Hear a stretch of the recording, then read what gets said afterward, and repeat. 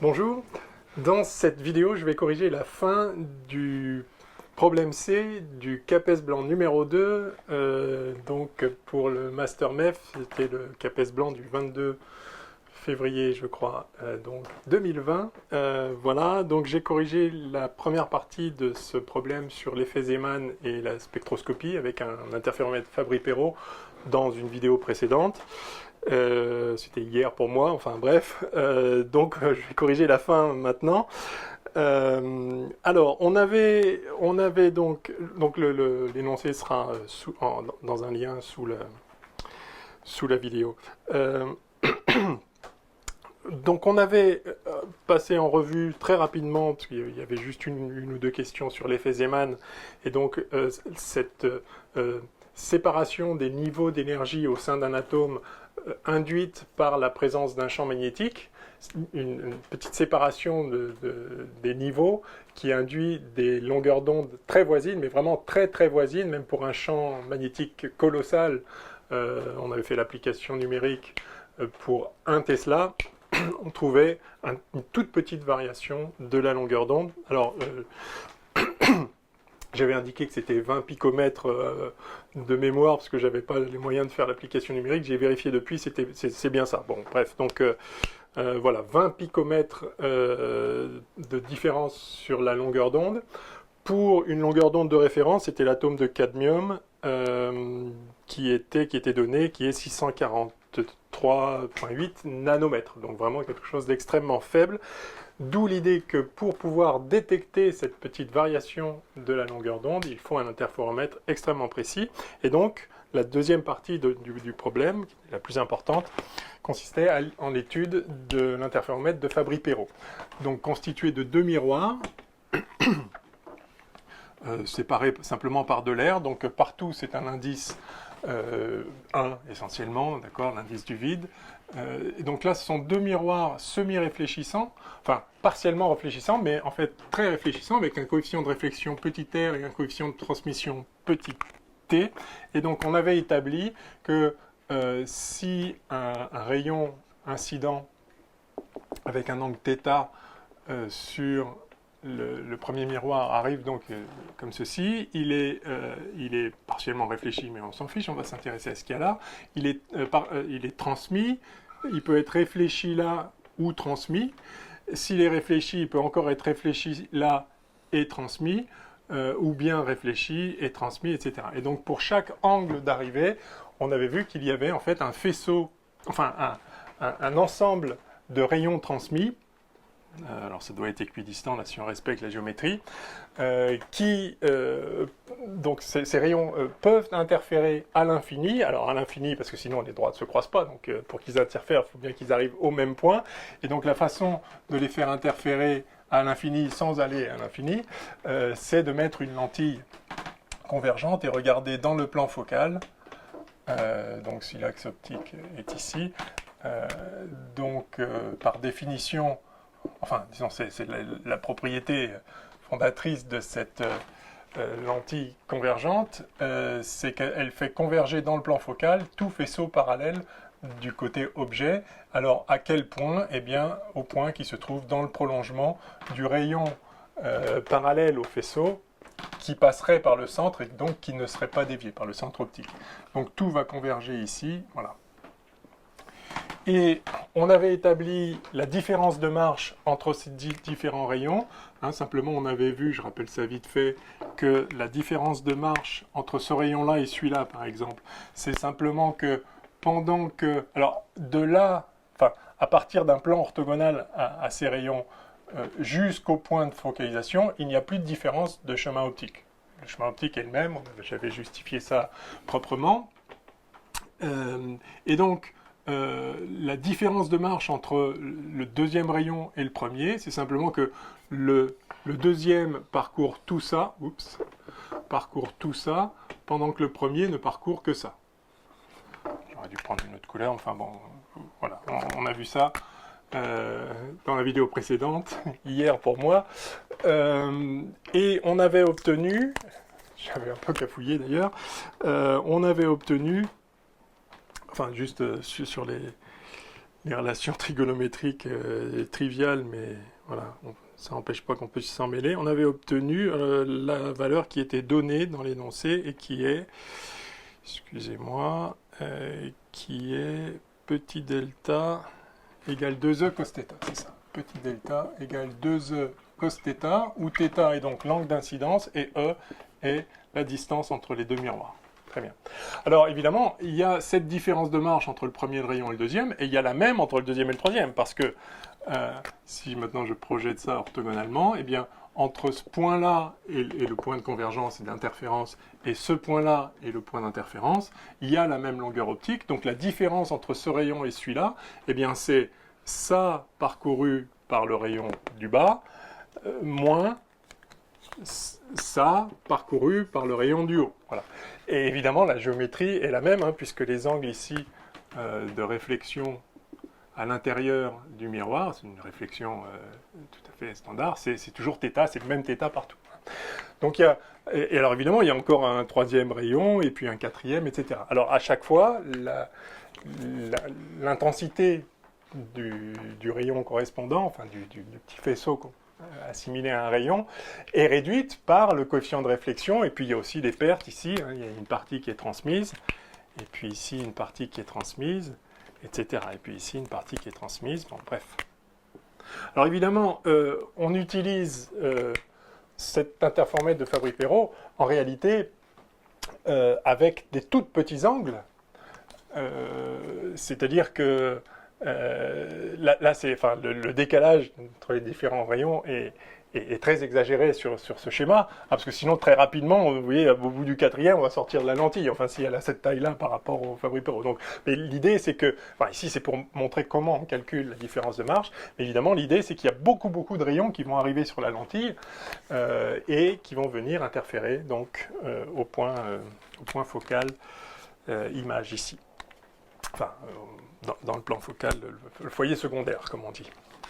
Alors, donc on en était là, et oui, et on avait établi que le déphasage, qui évidemment est 2pi delta sur lambda, et qui vaut donc 4 cos θ, 4 pi e, pardon, 4 pi e cos θ sur lambda, ce déphasage entre deux rayons consécutifs ne dépend que de l'angle θ. Par conséquent, tous ces rayons qui vont interférer ici vont donner une intensité qui dépend donc de ces déphasages entre les différents rayons, qu'on va calculer maintenant. Mais cette intensité ne dépendra que du déphasage, et donc que de θ. Et par conséquent, si on éclaire le Fabry-Perot avec une source étendue, eh bien tous les θ seront présents, hein, d'accord. Le même θ d'ailleurs se fera vers le bas, vers le haut, pied en biais. Il faut imaginer ça évidemment à 3D. Et donc, la figure d'interférence donnera la même intensité à tous les endroits atteints par un même θ. Et tous les endroits atteints par un même θ forment donc ce θ-là, le θ comme ça, donc forment l'intersection d'un cône de demi-angle au sommet θ avec l'écran dans le plan perpendiculaire, et donc ça forme des cercles, des anneaux, donc d'égale intensité. Donc il y aura des anneaux brillants, des anneaux sombres, des anneaux moyennement brillants, moyennement sombres, etc. Donc il y aura toute une distribution, mais qui géométriquement aura la forme d'anneaux. Bien, donc ça c'est ce qu'on a fait la dernière fois. Et il reste maintenant donc des questions relatives à justement l'étude de cette intensité en fonction du déphasage. Alors d'abord on nous demande pour quelle valeur de phi, le déphasage donc entre deux rayons, l'intensité lumineuse est-elle maximale?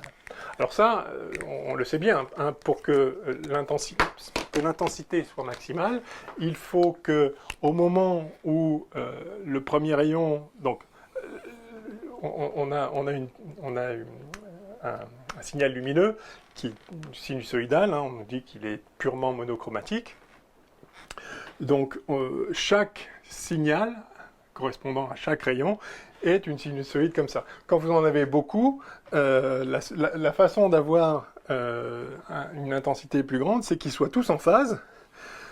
Et donc quand vous les sommez, eh bien ça augmente Évidemment, les maxima s'additionnent, les minima aussi, et c'est comme ça qu'on a donc l'amplitude maximale de l'onde lumineuse sur l'écran. Et quand on fait la moyenne temporelle du carré de ce signal, hein, vous savez que c'est ça l'intensité de la lumière, l'intensité lumineuse est proportionnelle au carré de l'amplitude. Alors, si on est en représentation complexe, c'est donc le carré de l'amplitude complexe, mais enfin c'est le carré de l'amplitude de la sinusoïdale, hein, d'accord. Donc on écrit SS étoile, par exemple, enfin module au carré, d'accord. Le signal fois son complexe conjugué.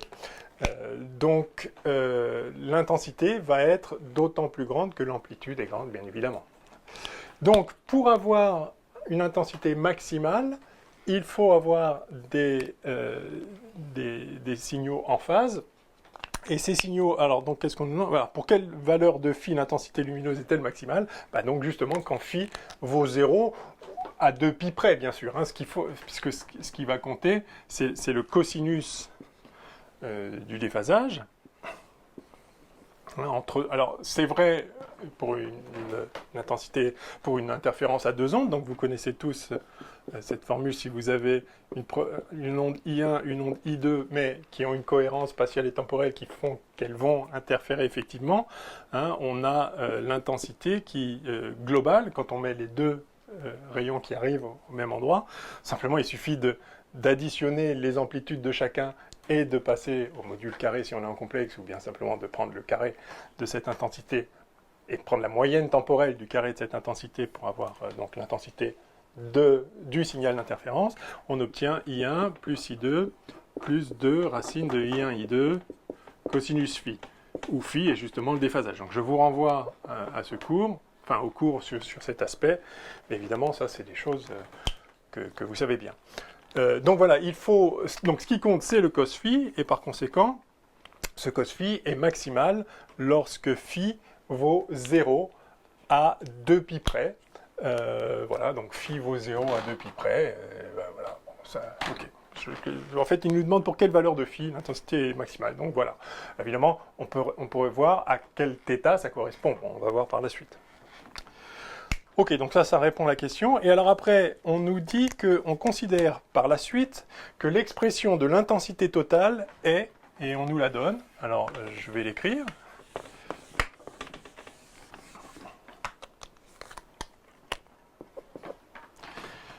I tot, donc l'intensité lumineuse totale, égale, donc de phi, ça dépend de phi, ça dépend du déphasage entre les rayons.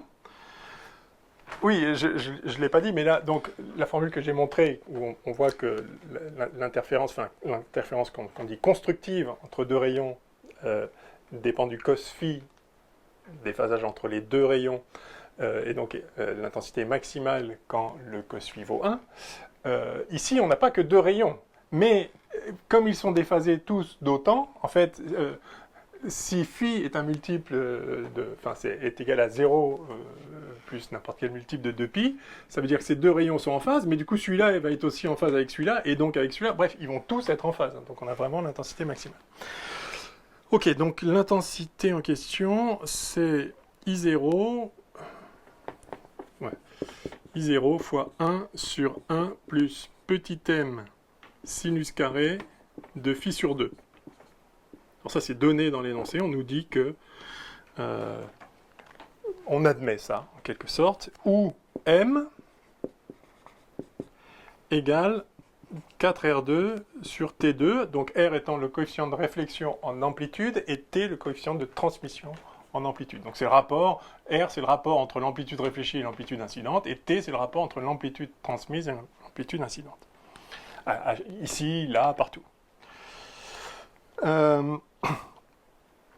Voilà, et on nous dit que ça s'appelle le coefficient de finesse de la cavité, et I0 est bien sûr l'intensité du rayon incident d'amplitude A0. D'accord, amplitude A0 ici. Bon, très bien. Alors on nous dit que la fonction I tot de phi, c'est-à-dire ça, est appelée fonction d'Airy. Très franchement, j'ai de sérieux doutes sur le fait que cette fonction s'appelle fonction d'Airy. À ma connaissance, la fonction d'Airy, c'est pas ça. C'est plutôt quelque chose qu'on obtient... Enfin, justement, c'est une fonction qui n'est pas analytique. Mais comme elle revient souvent dans les problèmes d'optique, par exemple quand vous avez de la diffraction à travers une ouverture circulaire, par exemple. La diffraction à travers une ouverture rectangulaire, elle se calcule simplement, ça donne des sinus cardinaux, on a vu ça dans le cours. Et il y a des tas d'exercices avec ça, ça se calcule analytiquement à travers un cercle. Le principe est le même, hein, il faut faire la somme des signaux émis par toutes les sources secondaires, mais la géométrie fait que l'intégrale n'est pas triviale, et donc ça donne une certaine fonction mathématique, justement, et je crois que c'est celle-là qu'on appelle fonction d'Airy, et par ailleurs la fonction d'Airy se retrouve en mathématiques, dans différents problèmes, bref, c'est un truc un peu simple, et donc justement elle n'est pas analytique. Donc franchement, à vérifier, mais je vous conseille fortement de ne pas croire, c'est-à-dire ne sortez pas ça au concours, par exemple, disant oui, c'est la fonction d'Airy. Bon. Enfin, en tout cas, peu importe, c'est marqué ça, c'est pas très grave, c'est pas important. Alors, donc oui, ça nous est donné, alors c'est bien, mais on va faire mieux, on va la calculer. On va montrer ça. J'en profite, parce que comme on n'a pas eu le temps dans le cours de faire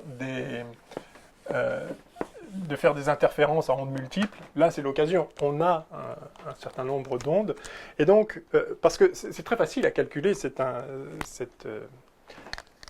intensité, hein. C'est juste l'intensité correspondant au signal produit par la somme de tous les faisceaux, hein.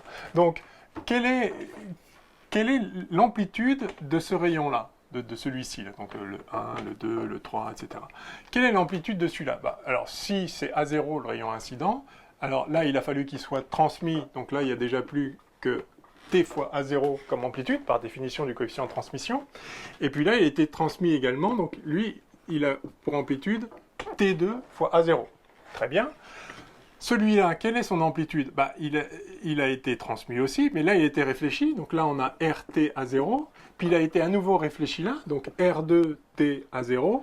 Et puis il a été transmis là, donc T2 R2 à 0. C'est comme ça. Et puis ici, c'est pareil, il est arrivé jusque-là comme lui. Et puis là, il a été réfléchi. R3T à 0, et puis réfléchi, R4T à 0, et donc on a ici, et puis retransmis là, donc T2, R4 à 0. Bref, c'est pas très compliqué de voir que, évidemment, le rayon suivant, à chaque fois, a subi 2 réflexions supplémentaires par rapport au précédent, donc à l'amplitude simplement multipliée par R carré de la précédente. Mais alors attention, ça c'est l'amplitude. Qu'en est-il de la phase? Et donc justement, ça c'est ce qu'on a calculé avant. Il y a un déphasage entre chaque paire de rayons là, consécutifs, lui par rapport à lui, lui par rapport à lui, lui par rapport à lui, qui est précisément donné par ce qu'on a calculé là, hein, c'est-à-dire ça plus ça en chemin optique, moins ça. Et ce déphasage, il est là. Bon, justement, on va l'appeler phi. D'ailleurs, c'est ce qu'on nous dit on nous dit de l'appeler phi.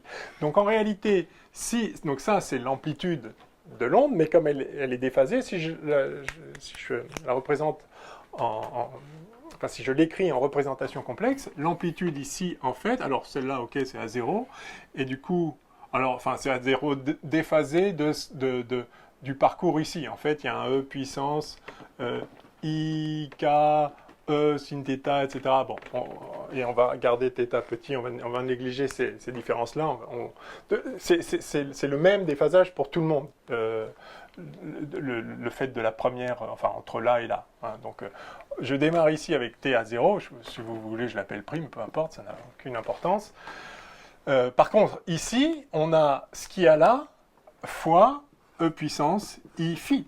Par définition, ce rayon est en retard de phi, c'est-à-dire en retard ou en avance, ça dépend comment on le prend. Alors de toute façon, avance ou retard, évidemment pour l'interférence, ça ne change rien, c'est le cos phi qui intervient. Donc, mais vous voyez que lui a parcouru plus de chemin. Donc effectivement, si on a la représentation complexe E I puissance I KR moins oméga t, vous voyez que plus on parcourt de chemin, plus la phase augmente. Mais vous savez très bien qu'on pourrait aussi représenter ça comme ça, justement parce que ce qui compte, le vrai signal, c'est la partie réelle, c'est-à-dire le cosinus de ça, et cosinus de quelque chose, le cosinus de moins la chose, c'est la même chose. Donc c'est juste une convention. Moi j'aime bien celle-là, et donc effectivement, là du coup, c'est lui qui a parcouru plus de chemin, et donc qui se retrouve avec une phase supplémentaire. Bon. Encore une fois, ça c'est pas, c'est pas critique évidemment dans le problème. Donc alors lui, il a un déphasage en plus, mais lui attention, lui il a à nouveau une deuxième fois le déphasage en plus. Hein. Donc E puissance iφ fois E puissance iφ, c'est E puissance iφ plus iφ, c'est-à-dire E puissance 2 iφ. Et puis lui, donc ça va être T2 R6, évidemment, A'0, E puissance 3 iφ, etc., etc., jusqu'à l'infini, enfin, pas l'infini, jusqu'à ce qu'on sorte du Fabry-Pérot ou qu'on sorte de la lentille, évidemment, enfin, ce sera infini juste si on est vraiment pile, s'il n'y a aucun décalage, c'est-à-dire si on est vraiment pile θ égale 0. Bon. Enfin, de toute façon, même si R est grand, alors d'ailleurs on nous donne, pour les applications numériques, on nous dit que R égale 0,9. Donc R, c'est pas mal, 0,9. Mais moi, ça veut dire que vous perdez 10% là, et puis, enfin, donc là, 0,9 au carré, c'est déjà 0,81, donc vous avez déjà perdu 20%, puis 20% de ce que vous avez perdu, puis 20%, enfin, à chaque fois, il en reste que 80%, 81%. Donc de toute façon, très rapidement, les derniers rayons, ils comptent un petit peu pour du beurre, hein, même si vous en faites la somme.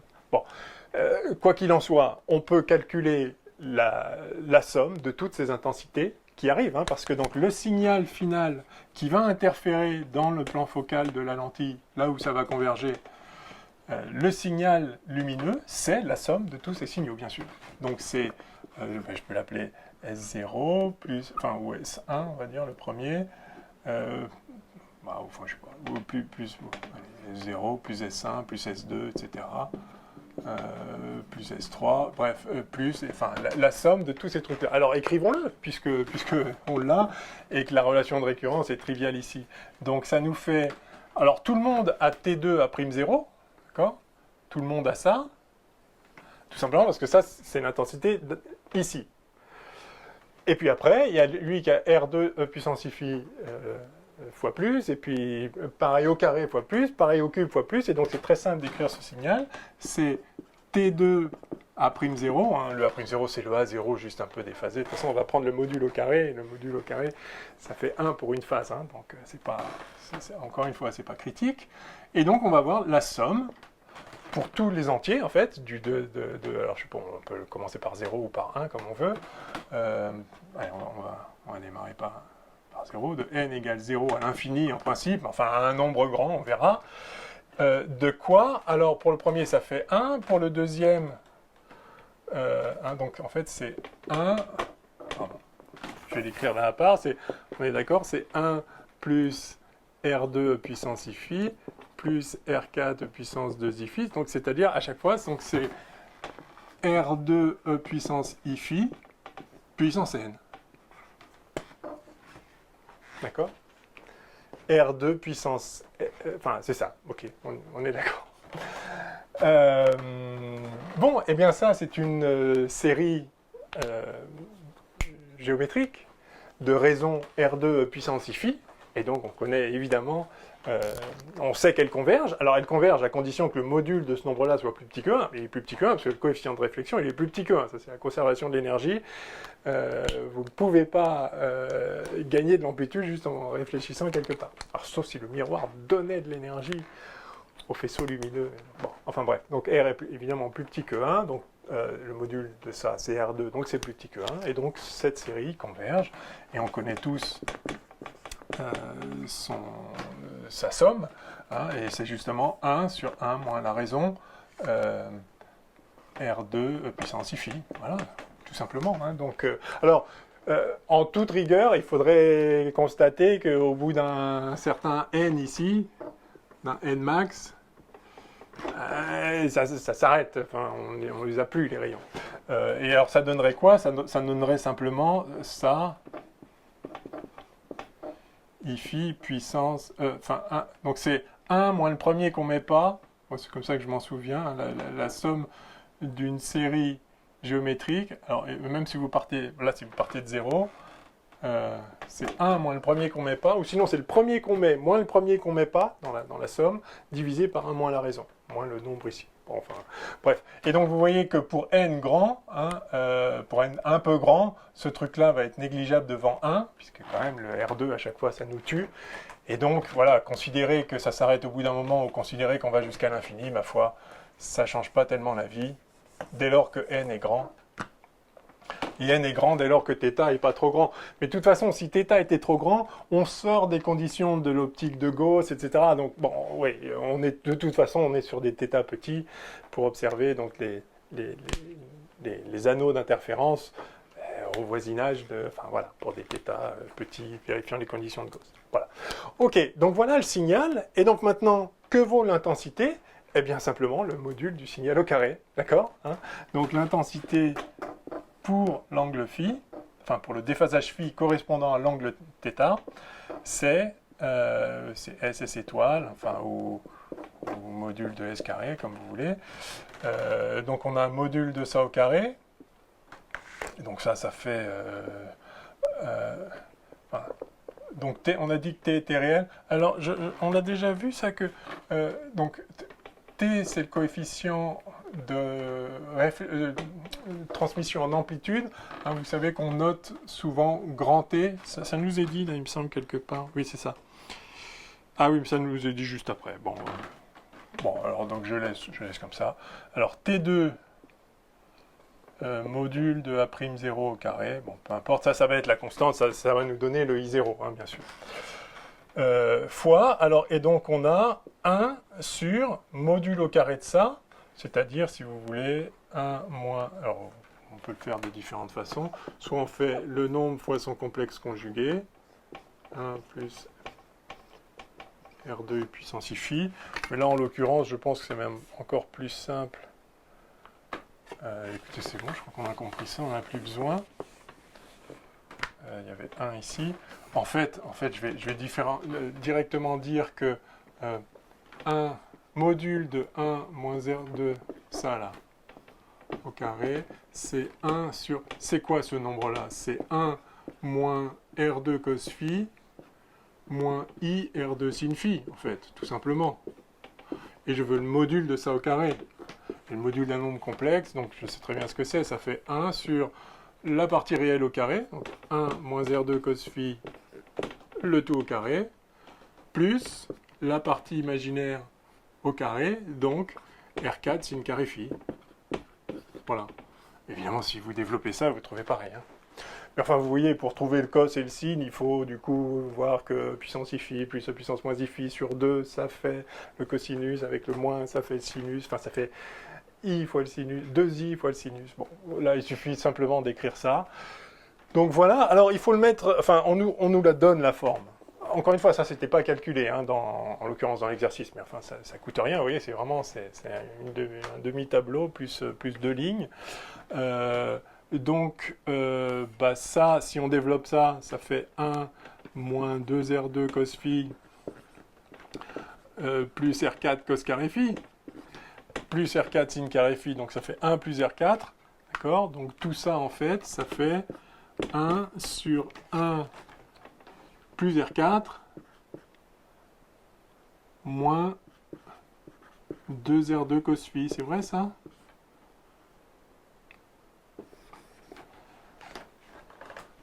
Plus R4 cos carré plus R4 sin carré. Ah non, ça fait donc 1 plus 1, pardon. 1 plus 1, donc ça fait 2. Ah mais non. Ah non, bah, plus 1, pardon. Plus 1 fois R4. Donc, oui, cos carré, d'accord. 1 plus R4 moins 2R2 cos phi. Oui, c'est ça. Et alors, il faut le mettre sous cette forme-là. Alors bah, clairement, on va transformer du cos phi en sin carré phi sur 2. Hein, donc ça, vous vous souvenez, cette petite formule trigonométrique. Bah, je peux effacer ça là, maintenant. Voilà, on l'a. Alors moi, je m'en souviens, enfin, je connais jamais ça par cœur, mais je me souviens de ça. On a cos carré moins sin carré qui vaut cos de 2 fois l'angle, et puis cos carré plus sin carré, évidemment, qui fait 1. Hein, par conséquent, vous voyez que si je fais 1 moins cos phi, moins cos de 2 phi, enfin, je vais mettre θ ici, c'est pas ce phi là, bien sûr.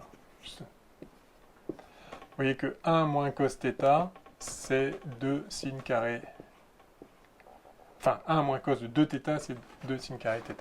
Bon, certains connaissent ça par cœur, c'est très bien, pas moi, mais ça se retrouve en 15 secondes. Donc vous voyez que cos phi, c'est 1 moins 2 sin carré phi sur 2. D'accord?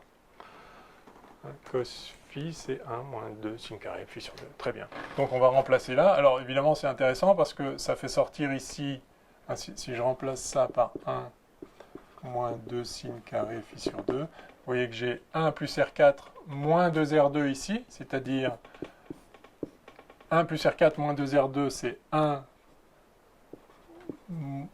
moins R2, le tout au carré. D'accord?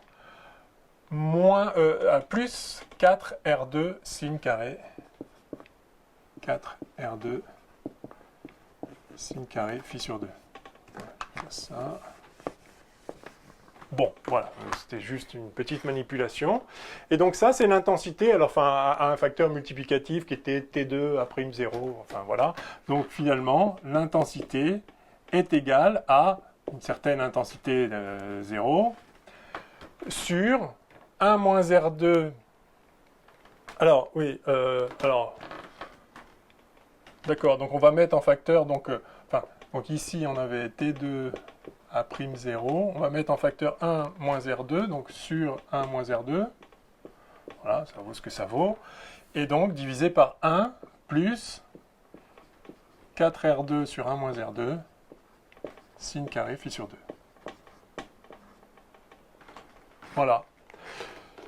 Et c'est bien de cette forme-là, voilà, c'est bien de cette forme-là, alors moyennant le fait qu'on réalise que 1 moins R2, c'est T2. Et ça, c'est la conservation de l'énergie. Hein, puisque le coefficient... Donc, vous avez sur votre lame semi-réfléchissante ou partiellement réfléchissante, vous avez I0 là, vous avez une amplitude A0. Vous avez coefficient de transmission fois A0, et là, coefficient de réflexion fois A0. Voilà ce que ça donne. S'il y a des déphasages, ça ne change pas l'intensité. Encore une fois, c'est le module au carré qui compte, ou l'amplitude au carré.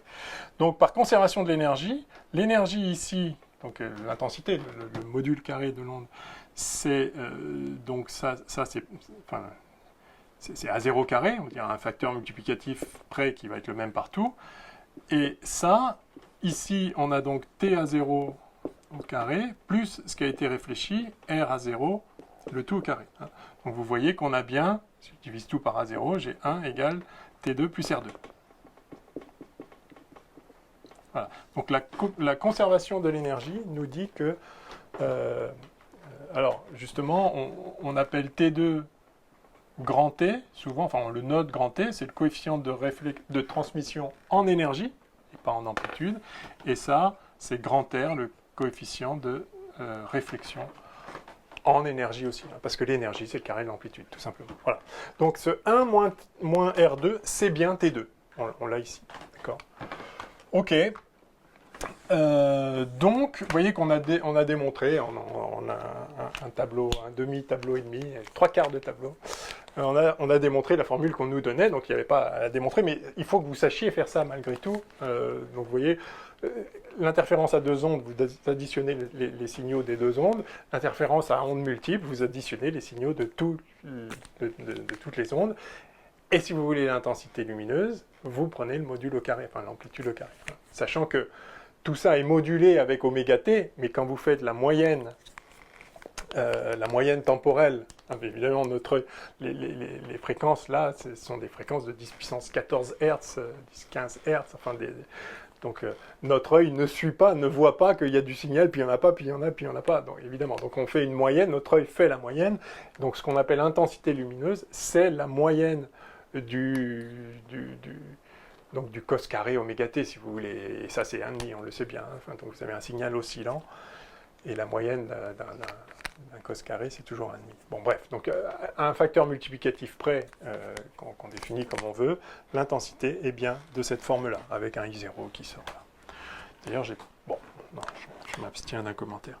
Ok, voilà, bon bah c'est fait, donc ça c'est ce qu'il fallait admettre de toute façon. Alors maintenant, en utilisant le fait que R, grand R égale module de R2, donc justement ce que je viens d'introduire là, et grand T égale module de T2, grand T est le coefficient de transmission d'énergie, donner l'expression du coefficient de finesse, ça, donc ça, enfin ça, c'est le même, euh, en fonction du coefficient de réflexion en énergie grand R. Donc exprimer ça en fonction de grand R, ben en fait d'ailleurs on l'a là, ce petit m, eh bien c'est 4 grand R sur 1 moins R. Voilà. Donc voilà la réponse. Très bien. Ok. Alors, la largeur totale à mi-hauteur de la fonction d'Airy, encore une fois, fonction d'Airy, je me méfierais, mais en tout cas de cette fonction, la largeur totale à mi-hauteur est notée, c'est tout ça, est notée delta 1,5 égale donc 2 facteur de 1 moins R sur racine de R. Ok, ok. Alors est-ce qu'on peut justifier ça? Parce que ça ressemble beaucoup. C'est pas tout à fait. Non, c'est pas. Mais grosso modo. Ah oui, oui, ça dépend. Alors vous voyez, si. Ah oui, mais on ne nous dit pas une largeur. Si c'est par rapport à phi ou par rapport à θ. Bon, on verra plus tard. En tout cas, on nous donne ça. On nous donne ça. On va voir exactement ce qu'ils entendent par là. Parce que si c'est la fonction d'Airy en fonction de phi, normalement, parce qu'ils appellent fonction d'Airy, je mets des guillemets, ils appellent fonction d'Airy la fonction i tot de phi. Donc ça. Donc la largeur à mi-hauteur, c'est quel est le phi qui nous donne une intensité moitié. D'accord? Et pour avoir une intensité moitié, il faut, au lieu de diviser... Enfin, l'intensité maximale, c'est quand sin phi vaut 0. D'accord? Donc, ce qu'on a vu avant, quand les signaux sont en phase, il n'y a pas de déphasage, phi vaut 0, évidemment, on trouve I0, l'intensité maximale. Maintenant, pour avoir la moitié de cette intensité maximale, enfin, maximale parce que ça peut pas être plus petit que 0. Pour avoir la moitié, il faut que tout ça soit égal à 1. C'est ça. Donc, la largeur à mi-hauteur, c'est pour quel phi a-t-on tout ça qui vaut 1? Alors, si le phi en question est petit devant 1 lorsqu'on est à la largeur à mi-hauteur, alors on peut approximer ça. Enfin, sinon, en fait, voilà. M sin carré phi sur 2 égale 1. Enfin, le phi 1,5. Voilà, c'est ça, la largeur à mi-hauteur, c'est ce phi 1,5. Si on dit qu'il est petit, on peut approximer le sinus carré le sinus à l'angle, et donc on voit qu'on a, donc tout ça c'est phi 1,5 sur 2, le tout au carré, donc ça fait phi 1,5 au carré, donc sur 4, qui vaut 1 sur m, et donc vous voyez que phi 1,5, ça fait 2 sur racine de m. Pardon, j'écris mal là comme ça. C'est ça, 2 sur racine de m. Alors est-ce que 2 sur racine de n, ça donne ça? Ça fait donc 2 sur racine de 4r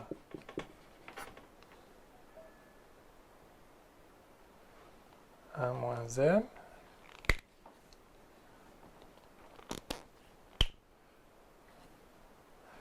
Il devrait y avoir un racine de 1 moins r là-haut.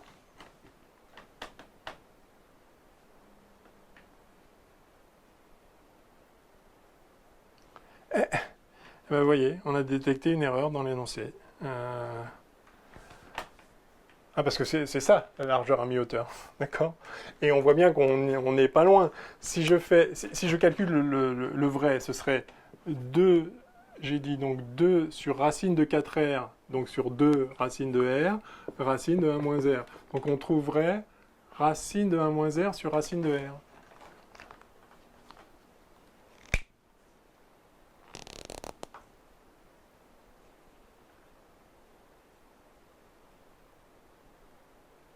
Ah non. Ah si. Bah vous voyez, apparemment il y a une erreur dans l'énoncé. Ou alors il y a un truc que je vois pas là. Bon, c'était donné, on va continuer, hein, mais bon. Euh, je- Ça, c'est bien la fonction qui donne. Et donc, ça vaut 2 lorsque ça vaut 1. Ça vaut 1 lorsque, pour phi petit. Ah, sinon, s'il y aurait des arcs sinus, donc là on voit bien qu'on est déjà dans une situation où on considère que phi petit 1. C'est le principe de l'interféromètre de Fabry-Perot. Quand vous avez un coefficient de réflexion qui est élevé, vous avez une finesse très très large. Hein, donc, si vous voulez, la figure d'interférence, elle va être très piquée autour de 0. Hein, donc la mi-hauteur, c'est vraiment pas loin de 0, de phi égale 0. Hein, donc ça, c'est correct de faire cette approximation-là, en tout cas pour des grands coefficients de réflexion. Et donc, on a bien sin carré de phi sur 2 qui vaut phi sur 2 au carré. D'accord ? Donc, phi 2 sur 4. Et ça fait 1 sur m. Donc, ça fait phi 1,5 qui vaut 2 sur racine de m. Bah oui, et 2 sur racine de m, ça fait ce que j'ai dit là. Bon, bah vous voyez, il y a une erreur dans l'énoncé. Alors, je ne sais pas ce qu'on fait, on prend le bon. Je vais noter le bon ici, et puis sinon on va continuer avec ce qu'ils disent. Donc le bon, à mon sens, ce serait, donc on a dit, ce serait ça en fait, racine de 1 moins r sur r. Remarquez que pour... Non. Ah. Bon. Ok, on verra. En tout cas, voilà, ça nous est donné, mais je soupçonne, enfin, c'est pas évident qu'il y ait une erreur. Bon. Alors évidemment, qualitativement, on retrouve que si R vaut 1, enfin, ou tend vers 1, les deux tendent vers 0, donc ça c'est qualitativement correct, mais ils ont le même comportement. Et quand R tend vers 0, c'est-à-dire qu'il n'y a pas de réflexion, la largeur à mi-hauteur tend vers l'infini, parce que du coup, s'il n'y a quasiment pas de réflexion, en fait vous n'avez qu'un seul rayon. Donc du coup, il n'y a pas d'interférence, donc le signal est plat. Enfin, où que vous soyez, le déphasage ne veut plus rien dire, puisque vous additionnez à une onde qui a un certain niveau, une autre onde qui est déphasée, mais qui est infiniment moins intense, donc ça ne change pas, donc vous avez quelque chose de plat. Donc les comportements asymptotiques sont les mêmes, donc on ne va pas pouvoir se servir de ça pour discriminer. Bon, écoutez, continuons. Alors 22. On a tracé en figure 6 3 courbes. Alors oui, on nous donne, ça nous est donné aussi dans l'énoncé. Il y a 3 courbes I de phi, ce fameux I de phi, I tot de phi, donc qui était I0 sur 1 plus m sin carré phi sur 2. Ça nous est tracé pour différentes valeurs. Où est-ce que c'est ? Pour différentes valeurs de R. Ben là, on va peut-être voir justement. Donc R égale 0,1 ou 0,5 ou 0,9. Voilà. Et alors, donc la première courbe, on fait une petite modulation comme ça, en fonction de phi, bien sûr, et on dit que ça va ici jusqu'à 0,67, donc grosso modo 2 tiers. Donc c'est très peu modulé, hein, en quelque sorte. Donc là, on soupçonne tout de suite que ça va correspondre c'est ce que je disais juste avant, ça va correspondre à un coefficient de réflexion faible, c'est-à-dire que le deuxième rayon qui vient interférer, il est déjà très amoindri par rapport en amplitude par rapport au premier, donc même si vous êtes en opposition de phase, c'est-à-dire en interférence destructive, ça va réduire un petit peu le signal, mais pas énormément, juste de l'amplitude du deuxième rayon. Donc qualitativement, on comprend très bien que la modulation ici va être de plus en plus grande quand R augmente. Alors le deuxième faisceau, la deuxième courbe qu'on nous montre, c'est ça. Alors là, on voit justement... Alors ici, évidemment, là, il y a 0, là, il y a 2π, là, il y a 4π. Hein, on retrouve cette périodicité tous les 2π. Hein. Là, donc, ça creuse, justement, ça descend beaucoup plus bas, ici. Et puis là, etc. Bon, je reproduis... qu'est-ce que j'ai fait? Non, excusez-moi. Là, il y a pi, là, il y a 2pi, pardon, bien sûr. Le 2pi correspond au maximum, hein, c'est ce que j'ai dit tout à l'heure. Donc là, il y a pi, excusez-moi. Là, il y a 2pi, oui, donc c'est n'importe quoi, ça. Okay, là, il y a 4... Enfin, bon, ok, c'est pas très régulier, mon affaire, mais vous avez compris. Hein. Pi, 0, 2pi, 4pi, 5pi. Donc, le 2pi n'est pas là, au contraire, le 2pi est là. Voilà, ça remonte comme ça, puis ça redescend là, puis voilà. On a un pic tous les 2pi, bien sûr. Interférence constructive. Voilà, ok. Et puis le troisième plot qu'on nous donne, c'est, alors toujours 2pi, 4pi, là. Et alors cette fois, c'est ultra creusé. Et c'est extrêmement fin, c'est quasiment... Ah oui, là on nous donne 0,11, donc 1/9 en fait. D'accord. Et là c'est quasiment 0. À chaque fois ça remonte à 1, hein, puisque c'est notre normalisation, c'est le I0. Hein, d'accord. Quand phi vaut 0, on a I qui vaut I0.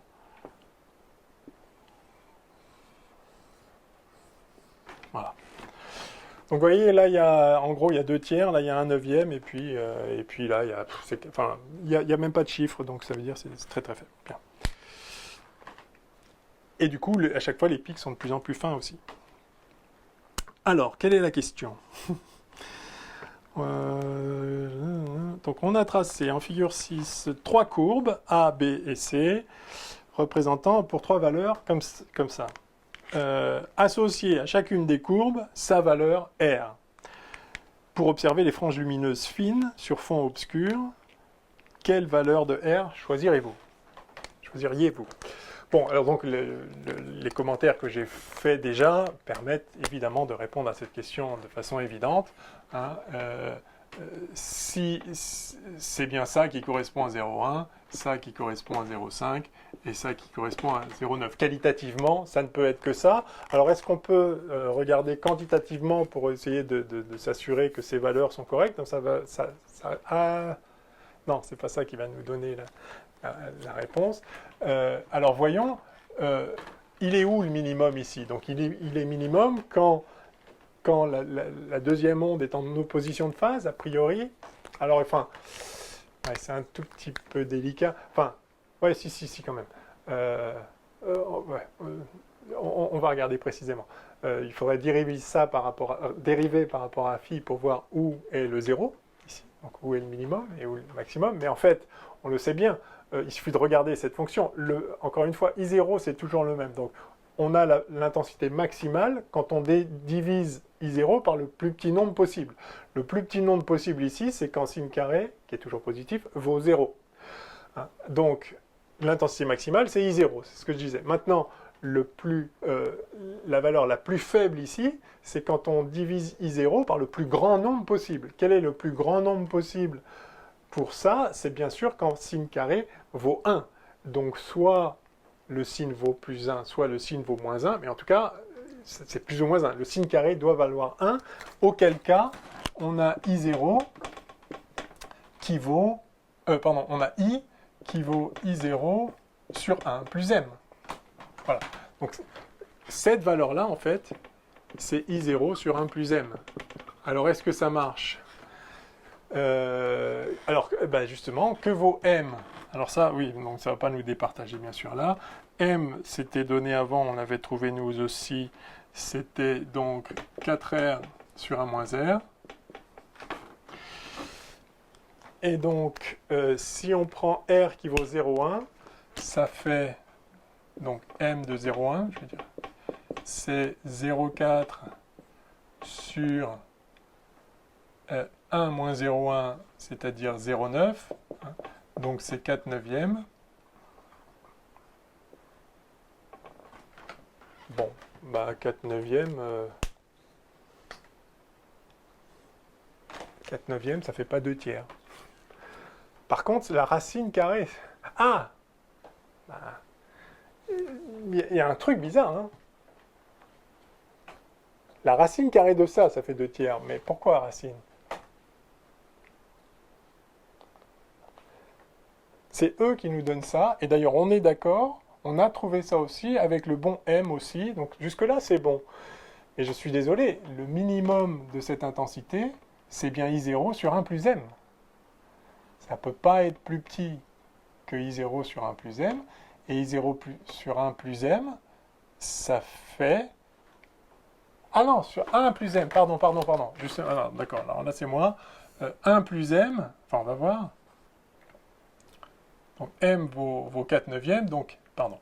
Donc 1 plus M, donc en fait ce nombre-là, le 0,67, c'est 1 sur 1 plus M, c'est-à-dire 1 sur 1 plus 4 neuvièmes, c'est-à-dire 13 neuvièmes, 1 sur 13 neuvièmes, c'est-à-dire 9 treizièmes. 9 treizièmes, ça fait 0,67 ? Peut-être.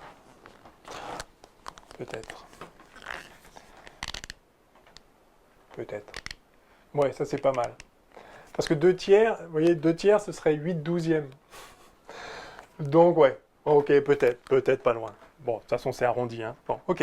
Alors, donc, ça nous confirme bien que ça, c'est la courbe correspond à 0,1. Alors, pour 0,5, ça donne quoi? Donc, M de 0,5 change de couleur, parce que ça commence à être chargé. 0,5. M pour 0,5, ça fait 4 fois 0,5, c'est-à-dire 2 sur 1 moins 0,5, c'est-à-dire 0,5. Donc ça fait 4. Donc 4.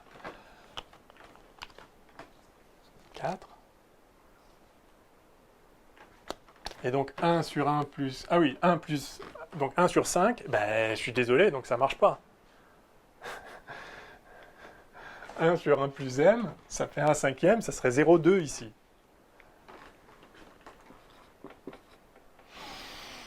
Écoutez, je sais pas. Moi, 0,2.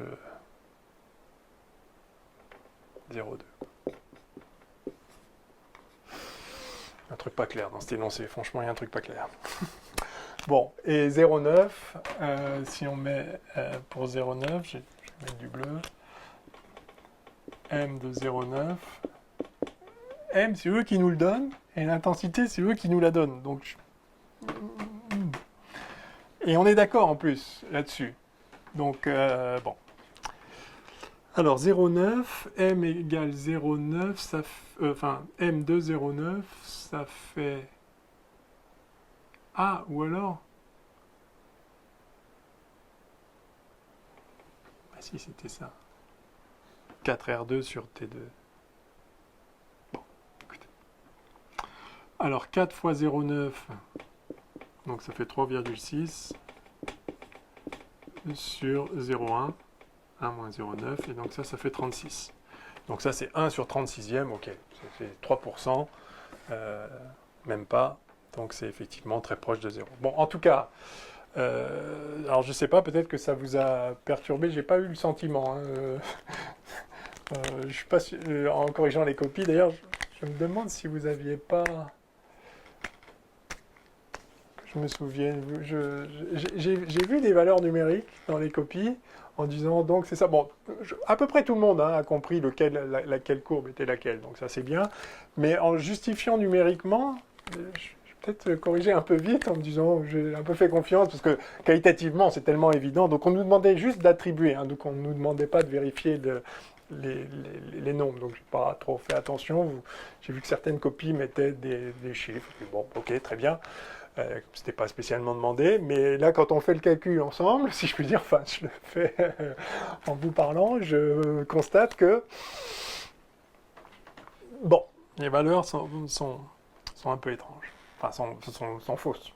Soit il y a quelque chose vraiment qui m'échappe, mais je vois pas quoi, enfin, par définition, si ça m'échappe, je ne vois pas quoi, mais soit un truc bizarre. Bon, peu importe, encore une fois, la question n'était pas là, il s'agissait de bien comprendre, je crois que c'est ça vraiment qui est important, c'est bien comprendre qualitativement que si vous avez un coefficient de réflexion qui est grand, alors vous allez faire interférer plein d'ondes qui sont toutes déphasées d'autant, et donc en additionnant, en faisant cette somme, vous allez pouvoir, dès que vous êtes Donc quand vous êtes en phase, vous avez l'intensité maximale, et dès que vous n'êtes pas en phase, alors vous n'êtes pas en phase pour la première, mais la deuxième encore moins, et puis la troisième encore moins, et donc vous avez un espèce de continuum, vous avez plein de rayons qui sont tous déphasés de façon aléatoire, et quand vous faites la somme de nombres positifs et négatifs, donc distribués comme un cosinus aléatoirement, vous obtenez, par définition, vous obtenez la moyenne du cosinus, d'accord? La somme d'un cosinus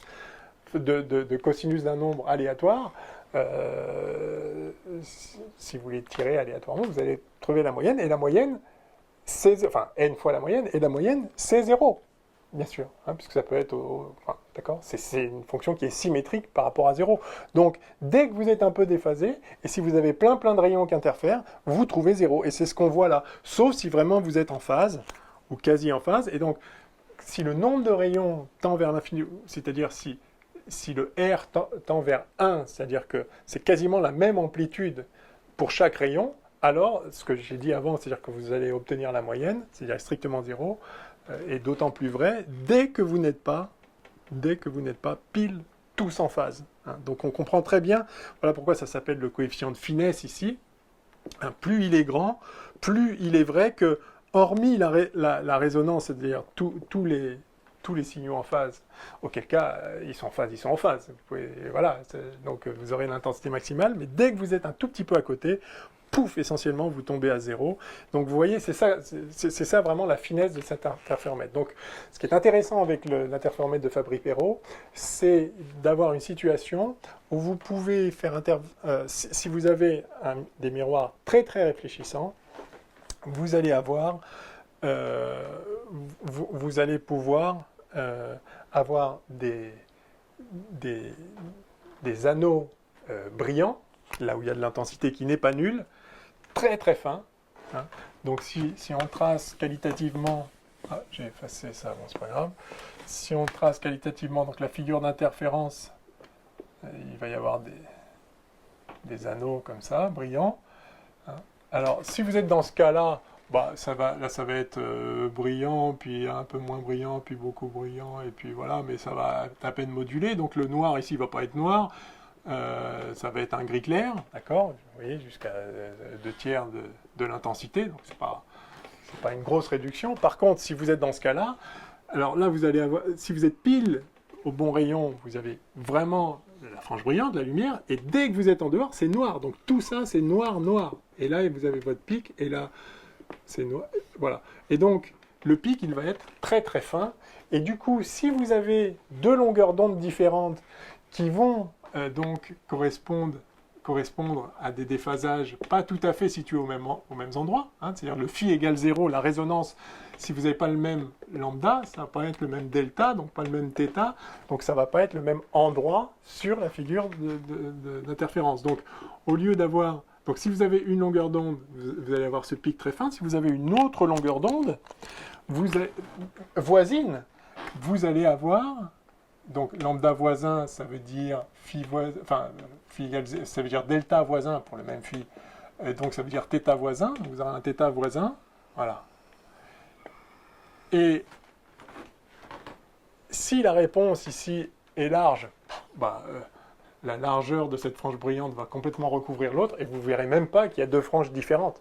S'ils sont très fins, c'est-à-dire si la finesse de chacun est plus petite que le décalage entre les deux, alors vous allez voir brillant, noir, brillant, et une grande plage noire, puis brillant, noir, brillant juste à côté, puis une grande plage noire, etc. Donc c'est ça l'intérêt de ce Fabry-Perot, et c'est ça qu'on fait pour les Feynman, donc en l'occurrence, c'était l'objectif de ce problème, c'était de montrer, alors de voir si, de voir si le Fabry-Perot, dans les conditions numériques qu'on nous propose, permet effectivement de distinguer les deux cercles brillants correspondant à deux raies très proches, aux longueurs d'onde quasi identiques, séparés par les Feynman en présence d'un champ magnétique. Bon, alors, on est presque au bout, donc, j'en profite pour, comme vous voyez, pour faire quelques commentaires généraux, mais donc l'exercice se poursuit. Justifier la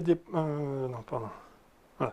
Donc on a tracé pour observer les franges. Ah oui, pour observer les franges fines sur fond obscur, quelle valeur de R choisirez-vous? Donc précisément des valeurs de R grandes, pour la raison qu'on vient de dire. Alors justifier physiquement la dépendance de delta 1,5 avec R. Donc delta 1,5, alors évidemment laquelle? Nous on avait notre delta 1,5 à nous, c'était, oui ben, vous voyez, mais qualitativement c'est la même chose. Bon, donc justifier physiquement la dépendance de delta 1,5 avec R.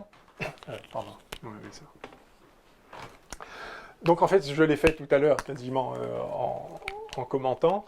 Hein, on comprend bien que plus R est grand, plus delta sur cette largeur à mi-hauteur va baisser, et plus R est petit, plus ça va s'élargir. Bon, j'ai fait le commentaire, hein, la raison c'est vraiment que vous voulez faire interférer des ondes, mais si la deuxième déjà a une intensité qui est très faible par rapport à la première, ça va juste moduler son intensité. Et puis du coup, même la troisième va quasiment être déjà négligeable, etc. Donc vous avez intérêt, pour avoir une grande finesse, à avoir des ondes, enfin une interférence en ondes multiples, où toutes les ondes ont quasiment la même intensité, donc un R grand. Donc tout ça est très clair. Alors, question suivante, montrer que l'ordre d'interférence P0 de la frange centrale est a priori quelconque. Alors la frange centrale, c'est quoi? C'est, vous vous rappelez, on a notre Fabry-Perot ici, on a un faisceau incident qui donne plein de faisceaux réfléchis qui viennent tous interférer dans le plan focal quelque part ici. Voilà. Enfin quelque part, pas n'importe où, pour un angle θ, ils vont interférer à quel rayon ici? À un R de θ qui vaut, puisque là il y a la distance focale f', je vais effacer ça maintenant, c'est bon. On va avoir un R de θ, l'endroit où viennent interférer, enfin le rayon auquel vient interférer un faisceau d'angle θ. Alors, évidemment, suivant le θ, ça décrit un cône, mais justement, ça décrit un cône qui va intersecter l'écran en un anneau, c'est-à-dire un cercle, avec toujours le même rayon. C'est pour ça qu'on a des anneaux. Hein, donc, R de θ, c'est justement f' fois tangente θ.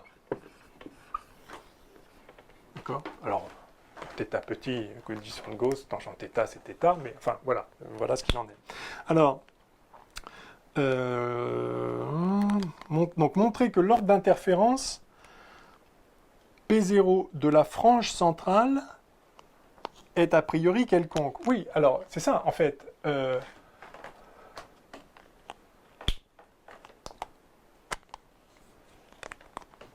Alors, attendez, l'ordre d'interférence de la frange centrale.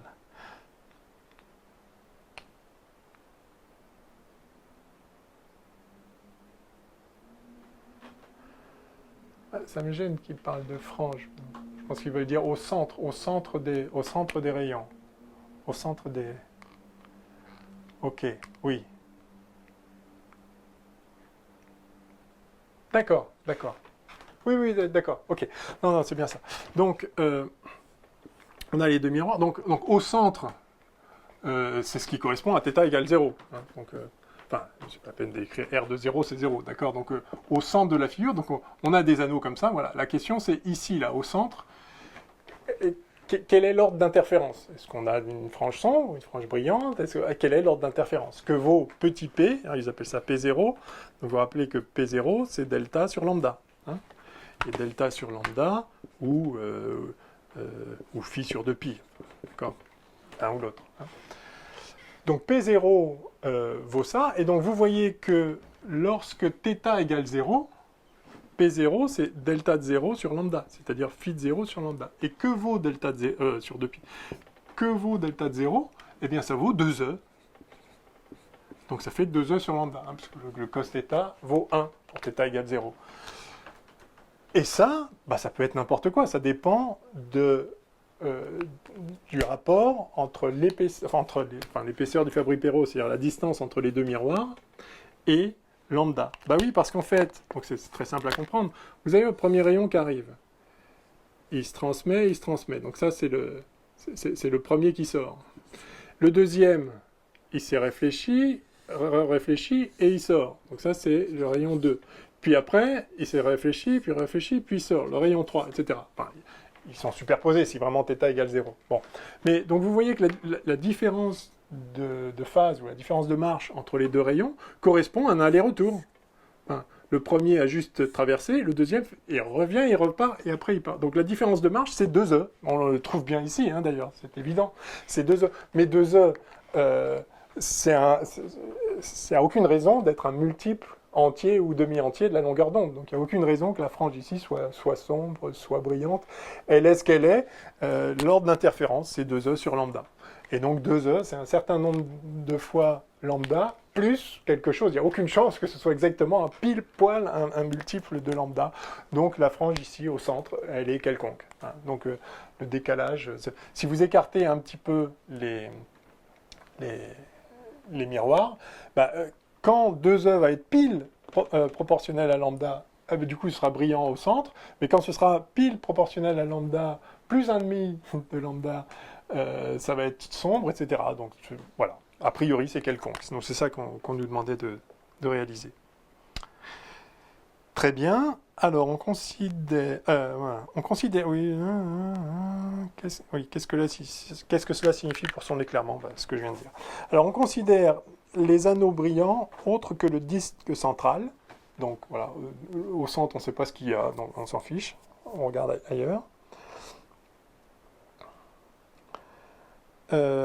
Ces anneaux brillants sont de rayons petit ρ, et on montre que la largeur à mi-hauteur delta ρ 1,5, la largeur à mi-hauteur des anneaux maintenant, delta ρ 1,5 a pour expression, alors je vais l'écrire,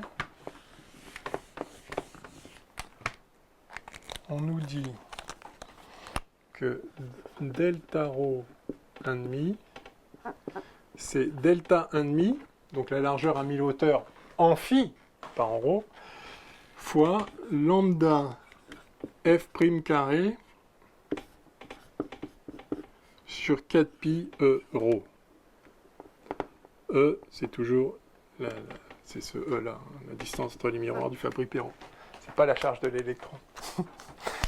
Ok, bon, donc on nous dit que si on trace ici par exemple, d'accord, si je fais une coupe de cette figure d'interférence, donc en fonction du rayon,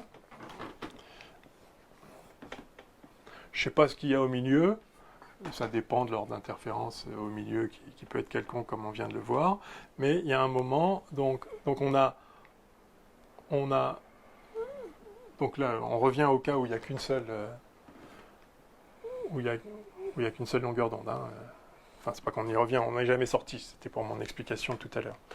Donc on a quelque chose comme ça, on a une frange brillante, et puis ça tombe presque à 0, puis une frange brillante, etc. Et donc là, ce qu'on regarde maintenant, c'est la largeur à mi-hauteur de ça. Hein, donc le delta ρ 1,5, le voilà.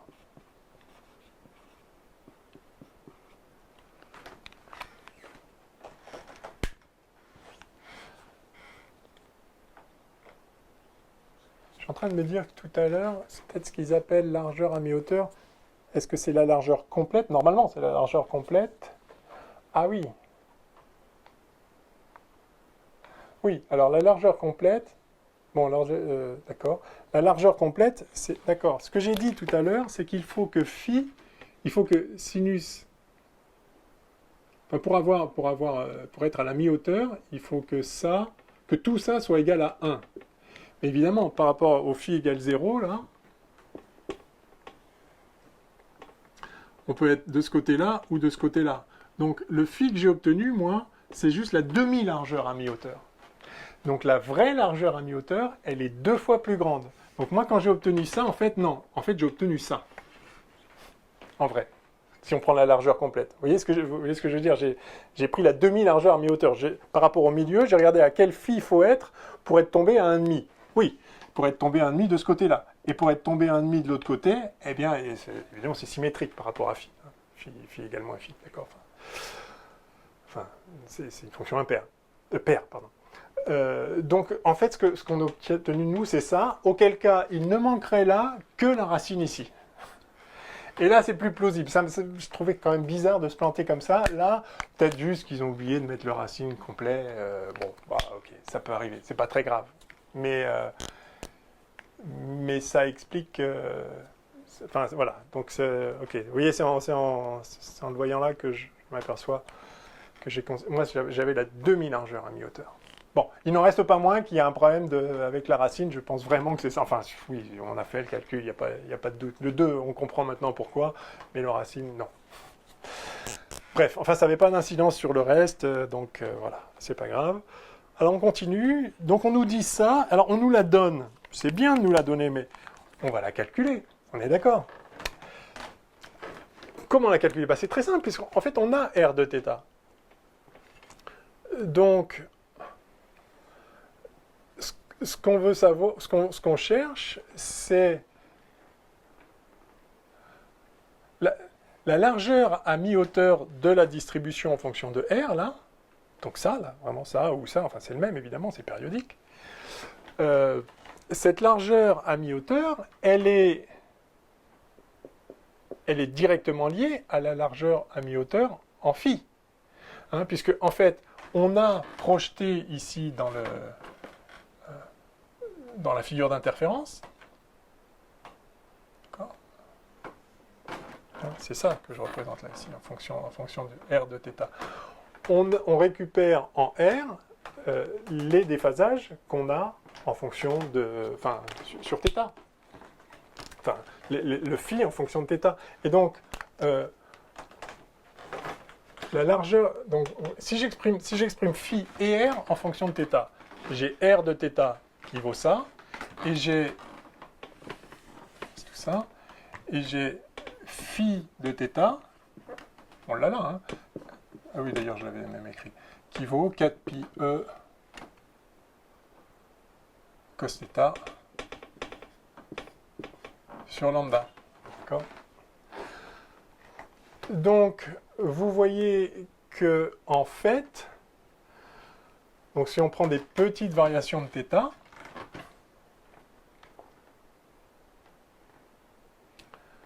ah oui, alors c'est pas linéaire, donc en fait c'est pas exactement périodique. Bon, on va se mettre pour un θ proche, de toute façon on a dit qu'on était sur des rayons paraxiaux dans les conditions de Gauss. On va considérer que le premier θ c'est quasi zéro, enfin en tout cas c'est suffisamment petit pour faire des développements limités ici. Ça donne quoi alors? Ça donne qu'en fait ici, R de θ c'est f'θ, tangente θ c'est θ, et phi de θ c'est 4 pi e sur lambda, facteur de 1 moins θ2 sur 2. D'accord? Donc on voit comment phi et θ sont reliés. On a en fait phi, je vais mettre là, enfin c'est ça en fait, on a phi qui vaut 4 pi e sur lambda, facteur de 1 moins R2 sur 2 f' carré, c'est vrai ça? Hein, θ c'est R sur f'. D'accord. Donc on a grosso modo ça. Donc vous voyez que on a un delta phi qui vaut 4 pi e sur lambda sur 2 lambda f' carré, avec un signe moins ici, delta de R2. Et delta de R2, c'est 2R delta de R, grosso modo.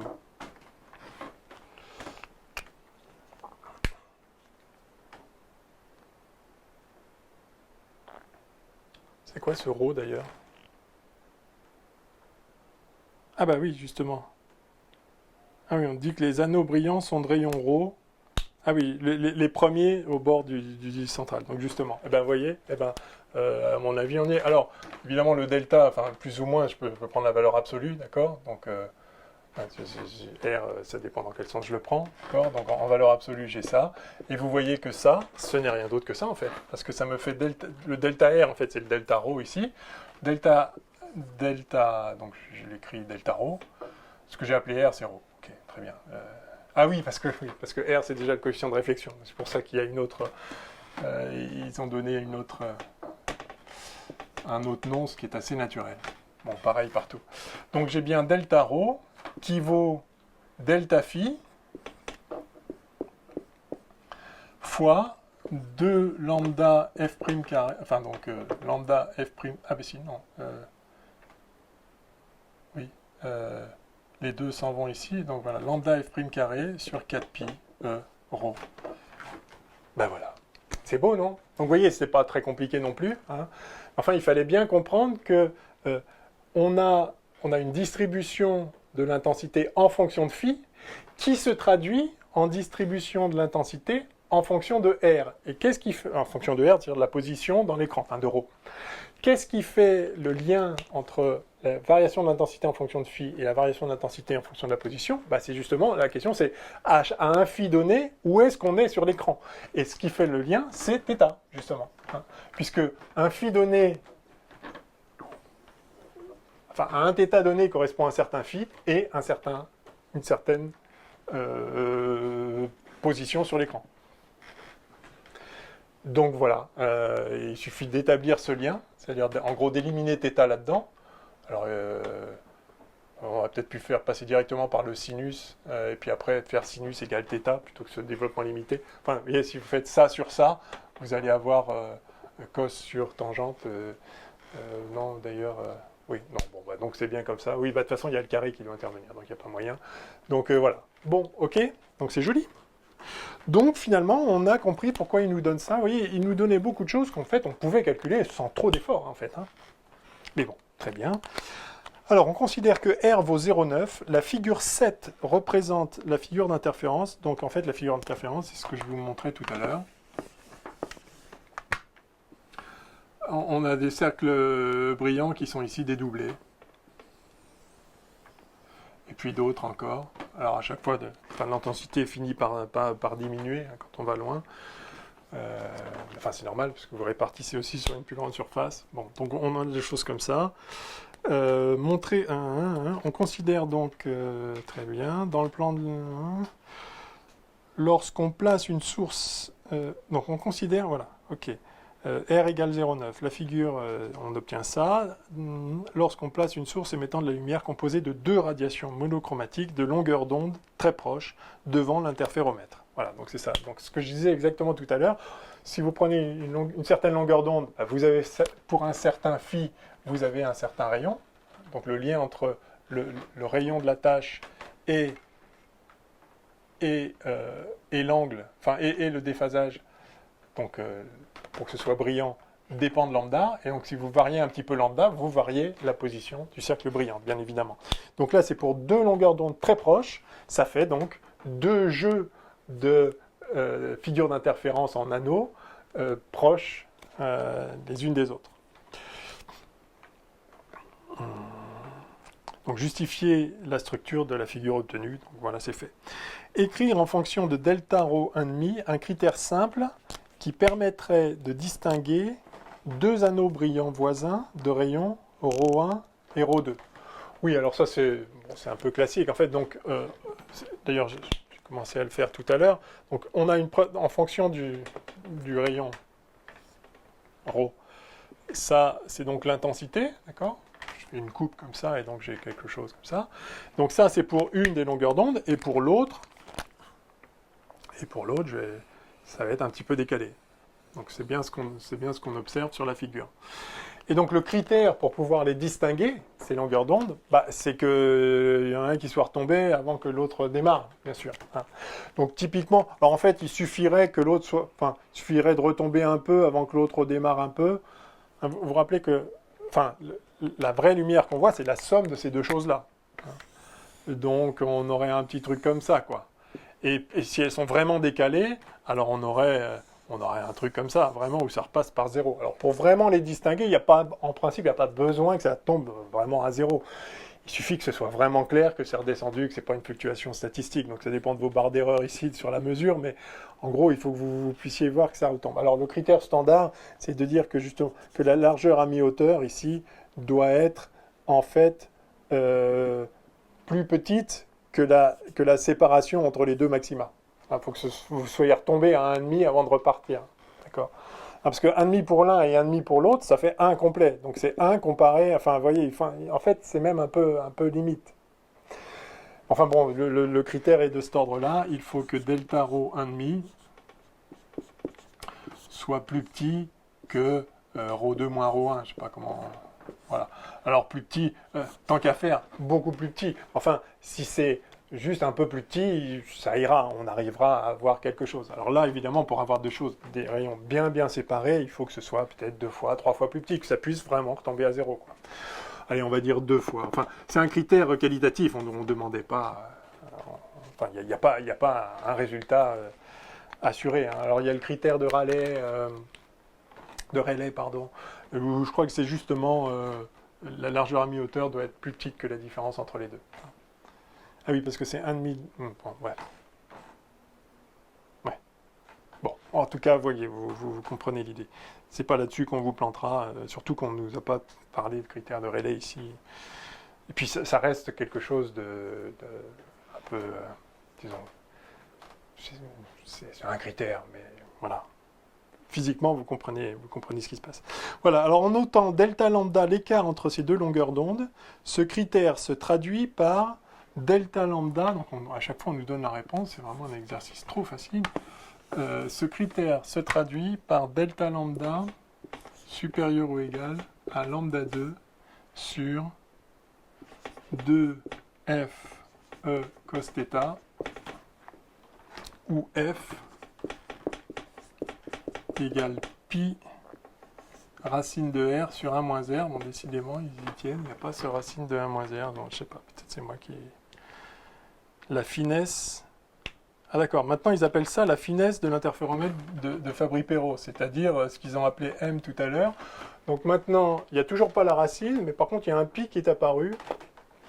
Donc, ça n'a pas l'air très clair avec eux-mêmes dans cet énoncé.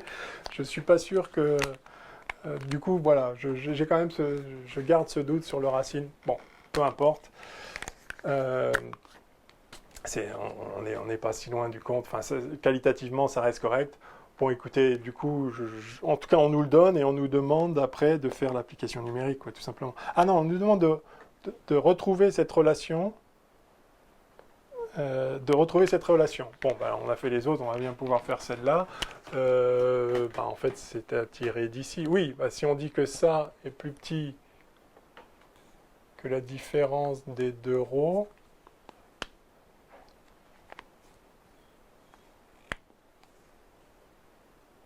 non. Ah oui, l'écart. Ah oui, d'accord. Donc, ce qu'on veut, c'est un delta phi. Voilà, le delta en fonction de delta lambda. Alors ça, c'est la même chose que hier, j'ai commenté le fait que, attention, delta phi, c'est pas ça sur delta lambda. D'accord? Delta phi, c'est la différentielle de ça. Donc c'est 4 pi e cos θ, delta de 1 sur lambda. Et delta de 1 sur lambda, si lambda est très proche, je vais le noter explicitement, c'est delta de 1 sur lambda, et delta de 1 sur lambda, c'est delta lambda sur lambda 2. Alors au carré, enfin avec un signe moins. Mais... D'accord. Voilà. Et donc on l'a là, le lambda 2 sur 4 pi e, voilà. Vous voyez, lambda 2 sur 4 pi e cos θ, c'est exactement ça, puisque ça maintenant, oui,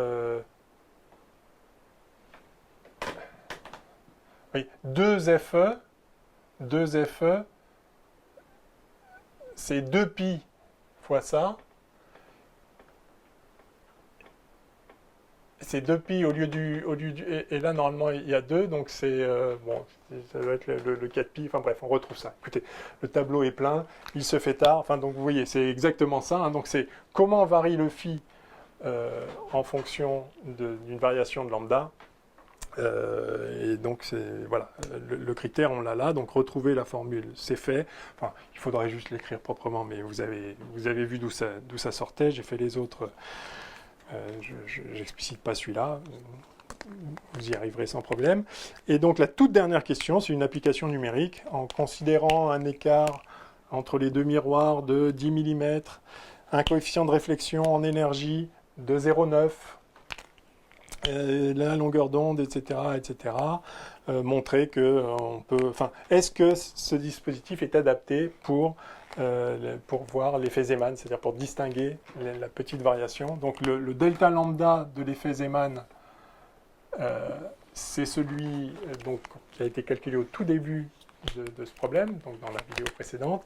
Là, on avait trouvé 20 picomètres, donc il faut faire l'application numérique et voir est-ce que vraiment le 20 picomètres, il est plus grand que cette grandeur-là qui se calcule à partir des valeurs numériques. Et la réponse est oui, donc je ne le fais pas, mais la réponse est oui, on peut voir ça avec le Fabry-Perot. À condition de bien booster le champ magnétique, hein, enfin s'il y avait un peu de marge là quand même, mais on avait mis un champ magnétique de 1 Tesla, ce qui est colossal, hein, bien sûr, vous savez. Voilà, bon bah ça clôt d'ailleurs il n'y a plus beaucoup de lumière, il commence quasiment à faire nuit, il était temps que ça s'arrête, donc voilà, ça clôt cette correction de ce problème du KPS blanc.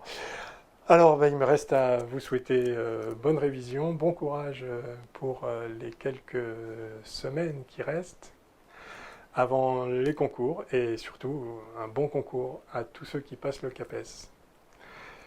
Et à une prochaine vidéo peut-être, je vais peut-être faire un autre petit complément qui m'a été demandé par mes étudiants, donc ça ne devrait pas trop tarder maintenant. Alors à bientôt.